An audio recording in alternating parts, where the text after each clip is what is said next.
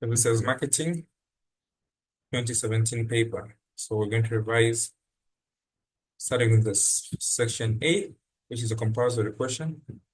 Question number 1, why is periodic process redesign necessary and what are the main types of service process redesign? Why does customers' role to producer need to be designed into service processes and what are the implications of conducting customer as partial employees, and explain what factors make customers like or dislike self-service technologies. Okay, so quickly, let's look at the periodic process redesign. Is it necessary? What is periodic process redesign? I can allow you to answer before I come in.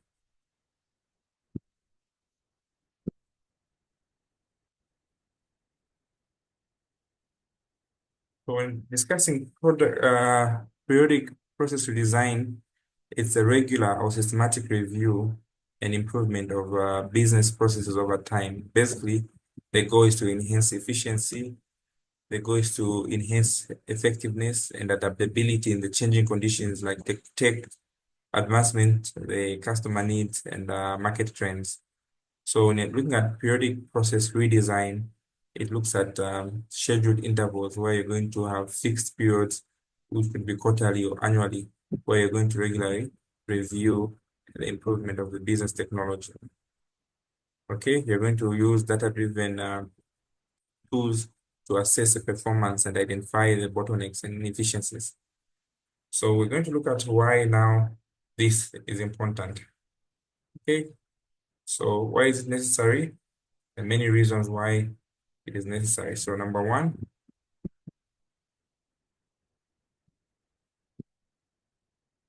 periodic process redesign is necessary for the following reasons. So number 1, for technological advancement. Because of the changing customer expectations, you need to do some redesign for cost reduction and efficiency improvement, to address quality issues, and also regulatory compliance. So those are the purposes why product redesign is important. So why would we have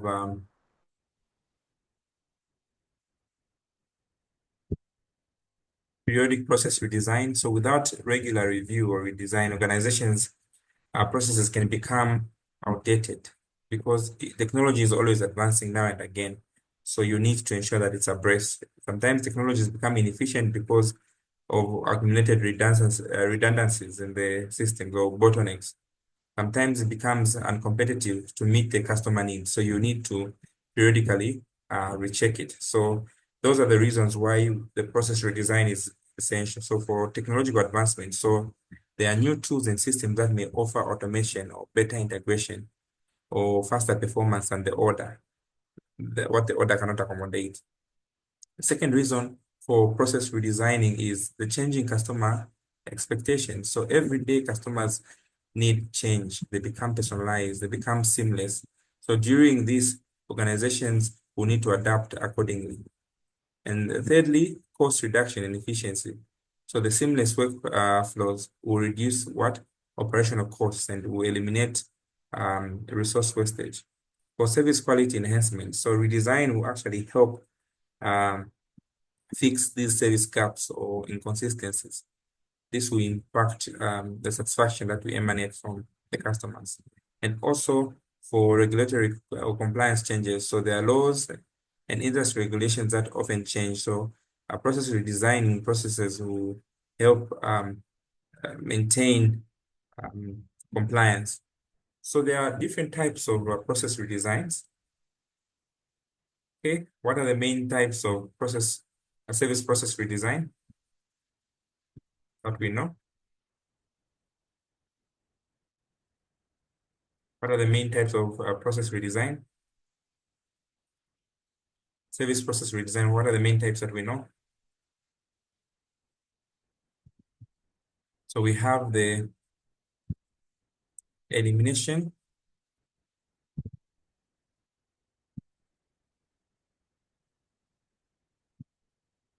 We have the simplification, integration, automation, decoupling, and customer empowerment.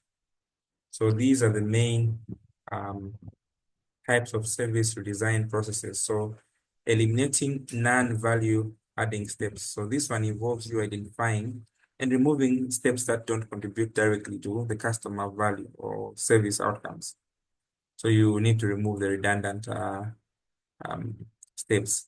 Then simplification here implies that you need to reduce on the complexities involved in the service procedure. So you need to make them easier for both employees and employers to follow and understand.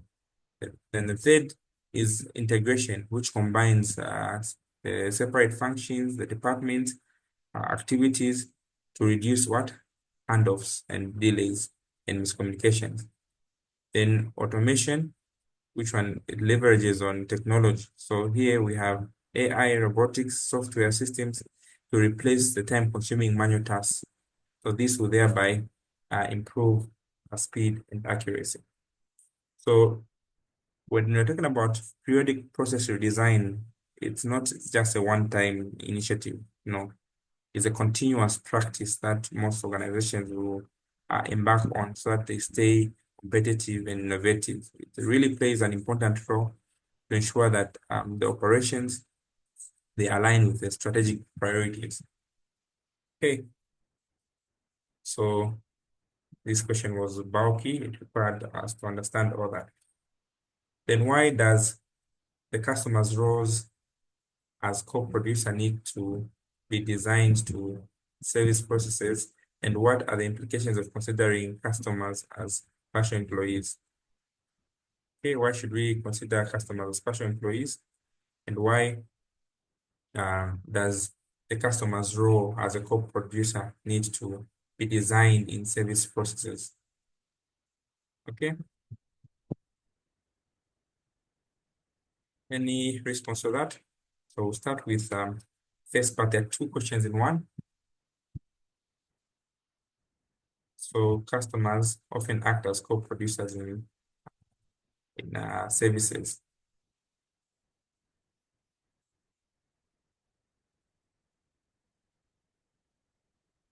So, so the solutions. So number one, the reasons why customers as co-producers need to be designed. Number one, it will enhance efficiency and quality. So when customers' roles are clearly defined, like how to order, how to input information, how to um, prepare items, the chances of errors are actually minimized and the overall service flow becomes efficient. And also it reduces what? Operational costs. So when we have customer participation, for instance, where you have self-service kiosks or online platforms, it reduces the need for staff to start laboring on costs without compromising service availability. I've been to a hotel where a coffee maker looked a little bit complicated. All I just needed to put a cup there. So instead of having to send waiters or waitresses to go and make that, so it reduces an operational cost of having too many waiters. Just recently, I saw something on online where there are robotic waitresses. Okay, the other reason why customer roles must be designed is because it will improve on customer satisfaction. So when you empower customers to take part in the process, it will often lead to what? Greater satisfaction. They'll feel more in control and they'll receive quicker service. For instance, if you are building um, your own buffet, you want to customize it. So you're going to design how and what you want to be in your platter. Okay. Then what are some of the implications of viewing customers as partial employees? Okay. The implications of viewing customers as partial employees. Number one, we will have training and guidance becomes essential. Implications of viewing customers as partial employees. So just like employees, customers also need to understand their role. So this one will require some intuitive system design. So you have to have clear instructions, signages, and sometimes an active support. Secondly, due to user-friendly and accessible environments. So where you have service interfaces, whether they are physical or digital, it must be designed in a way to accommodate all customers, regardless of their age. The other implication where you're going to view customers, especially employees, will be that there'll be need to monitor and manage the quality performance. So as a customer, the actions that directly affect their service outcomes. For instance, incorrect data entry, where you are going to have a customer go to buy bananas, okay, and you're going to put a code for something less. So firms must build in checks to validate to prevent errors. What are the other implications? You need to design, the design must accommodate what? The varied customer capabilities. So not all customers have the same skill or familiarity with technology. So some services must be flexible enough and inclusive. So they must offer both digital and human assisted options. I repeat, in this digitized environment, most of the services are becoming what? More allowing for customers to become partial employees where they're going to do things on their own. All right, where you're going to a filling station, you're going to pump in on your own. Where you're going to weigh your meat, you're going to punch it on your own and go pay. So now the question is basically asking us that what are the implications here? One of the implications that you now engage in training becomes a course where you are going to now start training customers to understand their role. Secondly, you need to ensure that there's a user-friendly environment where you're going to design it to accommodate all customers, whether they're literate or illiterate. You're also going to need to monitor quality performance and to see whether they have entered correct information in there. So all in all, designing customer roles in service processes and treating them as partial employees, we hope improve service delivery. It also improve what? Reduce on costs and enhance satisfaction, but it requires careful planning and supportive systems. In Zambia, for instance, imagine if we have to allow people to put their own fuel, all right, and pay. Would they pay the actual amount? Right. Are we following? But C, explain factors that make customers like or dislike self-service technologies. What are some of the factors that Yes, we're following. make customers like or dislike self-service facilities? Hmm?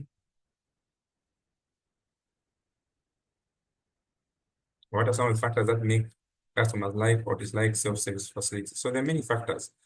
I'll just summarize them.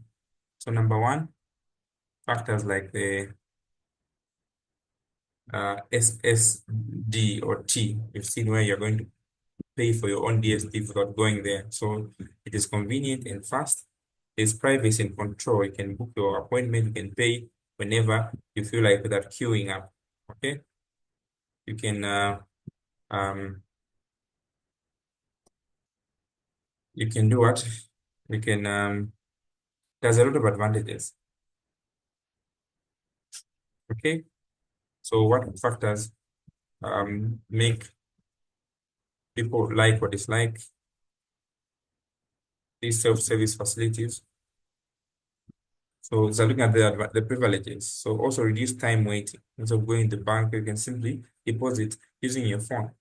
What factors make them dislike the self-service technologies? Sometimes it's complex. Okay, there's lack of usability. Sometimes people fear technology. Okay, they think they're going to be hacked.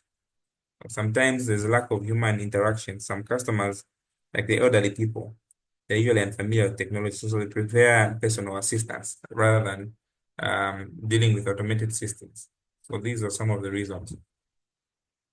So part D, develop a self-service blueprint for a service which you're familiar with. Be sure to include it and label a flowchart. So describe the different stages of self-service delivery process. On completion, consider what are the tangible indicators of quality from the customer's point of view. considering the line of visibility, and also state whether all the steps in the process are necessary, and also state the extent to which standardization is possible and advisable throughout the process. Okay, so that is a very detailed question. So we develop a blueprint that you're familiar with. Okay, and let's come up with a flow chart for it. What blueprint can we come up? So here you need to learn how to come up with a blueprint. Let's come up with a pharmacy, for instance. Okay, it's a service industry. We develop a blueprint for a pharmacy. So what can we, what is involved in the service for pharmaceutical?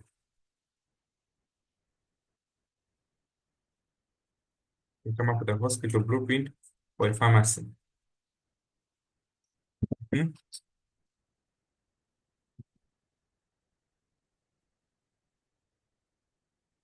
You were taught how to do the blueprints, isn't it? Yes. Okay. So let's design one for a pharmacy. So we can start from the customer's perspective. So here we have the customer. So customer here, the patient arrives. Okay, he submits a prescription and waits. So he receives medication and exits. Okay, that is on the customer's action. On the front stage, we have the employee actions. What happens? The pharmacist who's the employee here. Firstly, he will greet the patient. Secondly, he will review the what? Prescription. Thirdly, he will dispense the drugs. Then he will provide what? Counseling. In the backstage, what happens? So in the backstage, you have the invisible contact with the employee actions. So you look and check for the stock, you assemble the medication and put it in the what? In the, what are those? In the bottles or, yeah, then you record the transaction. This is what's happening in the Few backstage. cups. In the process, support process, we have inventory update, okay? So the doctor will resubmit an e-prescription. Then you have a billing department that will process that. Or the same person in our Zambian setup will do an inventory check that okay, Panadol has gone down. Then the prescription will update the system. So this is one blueprint that we have. So the tangible elements we have physical evidence, the prescription paper. We have the waiting chairs that are there. We have the signages, and we have the medicine package. So this is a delivery flow chart that we can use. Is that clear? Yes. Mr. Collins, Uh-huh. looking at what the lecturer advised, for instance, ZESCO, Mhm. is there an easy blueprint that one can come up with? Yes, let's make one. Let's make Okay. one. So for Zesco, what happens? Let's look at it from the perspective of the customer actions. What happens with customers? For the customer, let's look at it from the service flowchart. So you can draw it, you can use visual aid if you want, but let's just talk about the principles. So the customer Okay. will walk into the what? We're going to look at the physical evidence where we're not paying from home, we're using the center. Okay, Yes, yes. so the customer walks into the service center, he requests to buy electricity, which is prepaid. So he'll provide the meter Yes. number and the account details, and he'll make what? The cash payment or mobile money. Okay. Then what follows? The customer is given a receipt.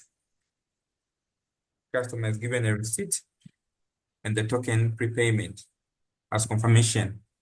Then he takes the token into the meter if he has it or goes home. This is from the customer's actions. Then we look at the front stage, the feasible employee actions. Firstly, they'll greet the customer. They'll request what is your meter or account number. They will put that into the system to check the names to confirm with what they're asking. Then they'll print a receipt with a token, which will come either on that receipt or via SMS or email as confirmation. Okay, so that receipt will bear the basic information that you have, whether it's your own house or you're renting it, the information will come there. All together, that is on the front, Yes. yes, on the front end.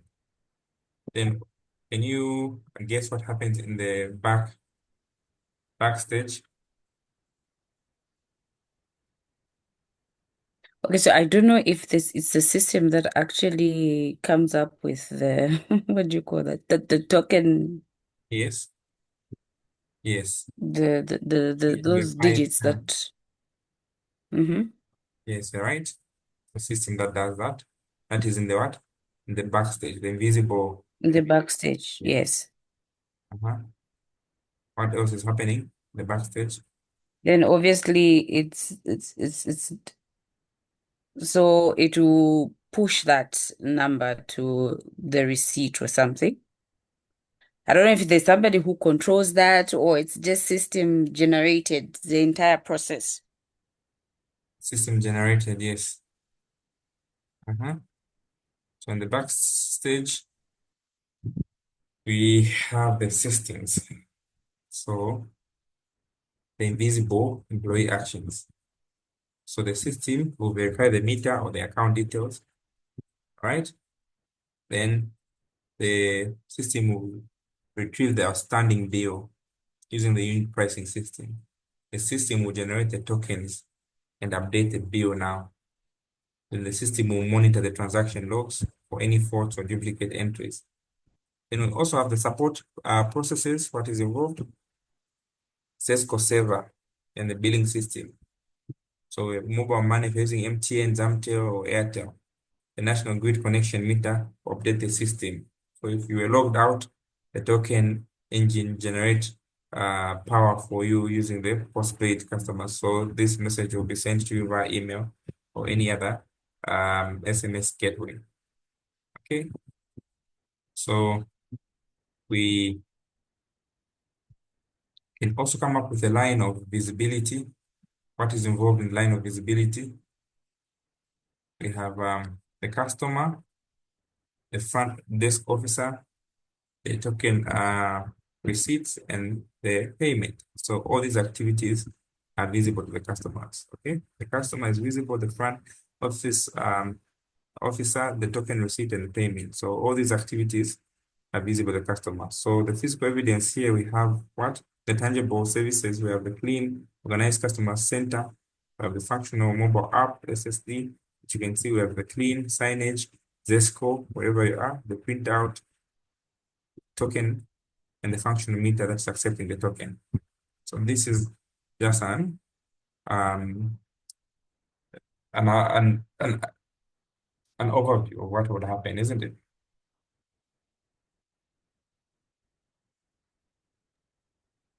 Yes. Okay. So this is what you should expect. The case study you're talking about, be familiar with. So it should include all these stages. Okay, what are the tangible indicators? Whether the steps are necessary. Okay, you should also explain the extent to which standardization may be possible. Okay, unless there are any issues of clarity. No, it actually makes a lot of sense. Right. So be sure, because we're told a case study will be brought, so you need to understand you need to resonate with what actually happens on the ground. So I'm glad you're able to resonate with that. All right, so any questions on the compulsory where you did not understand very well?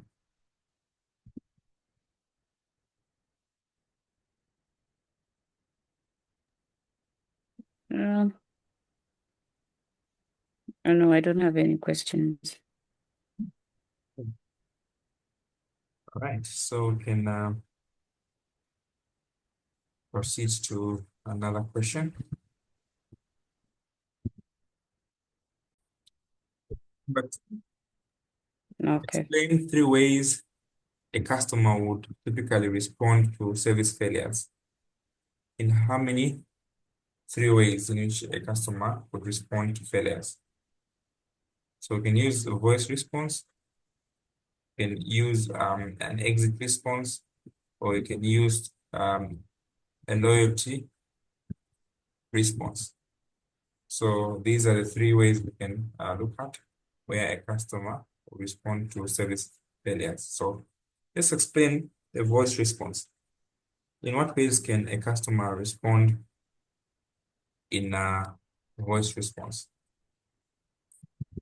So by voice response here, it entails having the customer to um, complain directly to the service provider verbally or in written. So this will give the company an opportunity to correct the problem. Okay, they will recover the relationship in that way. Exit response, where the customer silently stops using the service and switches to a competitor. That's another way. So this is a type of response which leads to a loss in a business where you may lose customers and they go and notice. Other one is response, loyalty response. So here, despite the failure, customers will still choose to remain loyal. And this is often due to a previous positive experience that you had. They'll wink at it. Okay. So these are the responses. There's voice, exit, loyalty. So they highlight the importance of effective service recovery stages in an organization. Okay. So part B reads, what is the service recovery paradox and under what conditions is this paradox most likely to hold? What is the service recovery paradox? Have you heard of it? What is service recovery paradox? So this, maybe I give you a chance to explain before I come in. Oh, What you can go ahead. I'm really behind when it comes to marketing. I never really used to attend his classes on Saturday. Right. So when you're talking about the service recovery paradox, it's actually a phenomenon where a customer becomes more satisfied with the company after experiencing um, a service failure that followed by high quality recovery. Okay, so service recovery paradox is a phenomenon where a customer becomes more satisfied with the company after experiencing a service failure that is followed by a high quality recovery than they would if the service had gone smoothly without any issues. So in essence, what we're talking about is an effective way of handling failure, which can strengthen customer loyalty. For instance, if I disappoint you, okay, as an individual to teach you quantitative methods, then you're almost giving up. Then I come to do something better in a different course and you become loyal instead of you losing hope. So there are many conditions under which this paradox may hold. Number one, the failure could be minor or uncommon, where customers are more forgiving when the problem is not severe. So that is one. Number two, when the recovery is prompt, okay, and sincere. So where the provider is a genius and generous and is fast and empathetic, and sometimes they overcompensate to say, okay, because you didn't utilize your money well, I'll give you instead of 2 sessions, I'll give you 4 sessions. Okay. It comes sometimes when the customer expectations were low. So if customers were not expecting exceptional service to begin with, good recovery effort can be pleasantly there to surprise. And also, if there are no repeat failures, the paradox generally applies to just a one-time incident. So if failures happen repeatedly, this recovery may lose their impact, can be eroded. So this paradox has limitations, of course.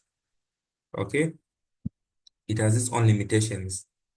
it may not hold, for instance, if there are major service failures, for instance, there are safety issues, there are financial losses, or there are chronic repeated problems, or this person is always eating people's money whenever you pay him, okay, on the highly emotional and sensitive services that are involved. So it may not hold in such conditions. All right. So let's go to part C. How um, how should service guarantees be designed, and what are the benefits of service guarantees over and above a good complaint handling and service recovery system? Okay. Anyone? How should service guarantees be designed, and what are the benefits of service? What are the benefits of service guarantees over and above a good complaint handling and recovery system? That's from your own thought,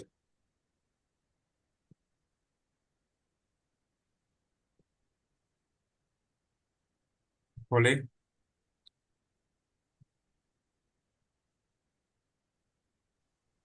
Hi, Collins. Hi. How should service guarantees be Yeah, designed, and what are the benefits? um, I don't know. I'm just thinking out loud. Maybe some of the benefits would be um, the service provider uh, tends to gain loyalty from the customer, in that the customer will be uh, confident that the service being provided of good quality, and so it gives the customer confidence, and that will, will help the customer consume that service without any issues, and that will be of benefit to Okay. the provider. Okay. What are service guarantees, if I may ask? Maybe to start from there. So when we're talking about service guarantees, what are we talking about for a layman? So these are formal So promises, in short, I that have, can try. yeah, So it's a promise made by a company to deliver a certain level of service, exactly. whether, yeah, in terms of quality. Okay, exactly. So these are promises that are made by service providers, maybe in terms of quality, okay, assuring a certain level of quality. That if this service fails to meet certain standards, the provider may compensate. So it has guarantees of clear standards. They'll specify what quality levels you should expect. I've had students who have asked to say, am I going to get 100% in this? Okay. So there's customer assurance. Now the question here is, how should it be done? Okay. So how should effective service guarantees be done? They should be unconditional, they should be easy to understand, and should be meaningful. Okay, so we'll start another session. I will end here since our time has elapsed.